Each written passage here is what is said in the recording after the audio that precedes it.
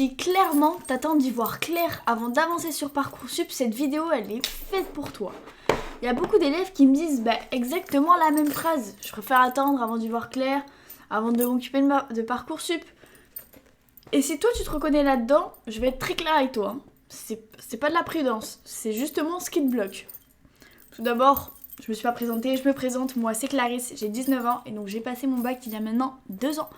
Donc je sais aussi ce qu'est Parcoursup, hein, j'ai fait face. Et je suis là pour te donner des conseils pour que tu puisses avancer sur Parcoursup sans aucun souci et que tu sois un collabo. En fait, tout ça, le problème, pour revenir à ce que je disais avant, le fait que tu attends d'y voir clair, le problème c'est pas le fait que tu hésites. Le problème c'est toi ce que tu fais ou plutôt ce que tu ne fais pas. Et c'est là que tu hésites. Déjà, pourquoi attendre d'y voir clair c'est une illusion. Il faut comprendre une chose essentielle. La clarté ne précède presque jamais l'action. On a tendance à croire qu'on va avoir un déclic, une évidence, une certitude soudaine. Mais dans la réalité, et surtout à 17-18 ans, ça fonctionne pas comme ça. Il n'y a personne qui se réveille un matin en se disant « ça y est, je sais exactement ce que je veux faire et pourquoi ». Ce que vivent la majorité des élèves, c'est plutôt des idées floues, des envies contradictoires, la peur de se tromper. Et face à ça, il y a beaucoup qui choisissent une stratégie par défaut. Ils attendent, évidemment. Mais Parcoursup, c'est une plateforme qui avance dans le temps. Si toi, t'avances pas, elle continue, elle trace. Bon, déjà, il y a 2 types d'attentes très différentes. Il y a une énorme différence entre attendre intelligemment et rester bloqué. Déjà, tout d'abord, attendre intelligemment, c'est quoi ? C'est remplir un premier vœu pas sûr. C'est comparer 2 formations. C'est écrire un projet imparfait. C'est tester une hypothèse. Même si t'es pas convaincu. Ces élèves-là, ils se disent je suis pas sûre, mais j'avance quand même. Et petit à petit, il y a quelque chose qui se passe. En revanche, pour le blocage, ça ressemble plutôt à en fait, tu regardes Parcoursup mais t'écris rien.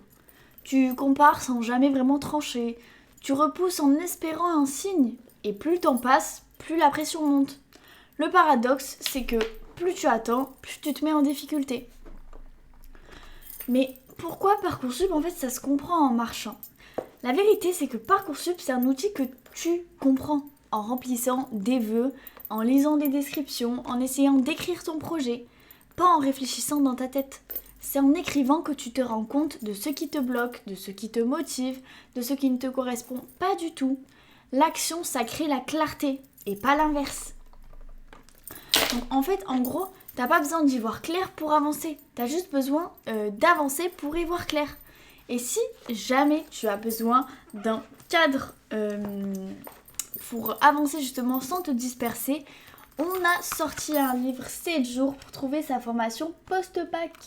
Il est là et il est génial. Tu vas voir, dans ce livre-là, déjà il est tout fin, donc très simple à lire. Et dans ce livre-là, en plus de ça, on a vraiment plein d'exemples de formations. Imaginons, là j'ai industrie technologie et j'ai une quinzaine de métiers, de formations pour justement pouvoir t'aiguiller.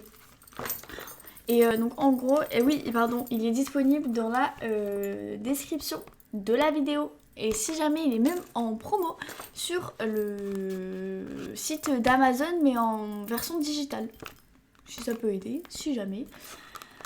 Bon bref, en gros, chaque jour, tu dois te pousser à faire un pas concret, même si tu doutes, parce que c'est justement comme ça que les choses elles deviennent claires. Allez, bon courage!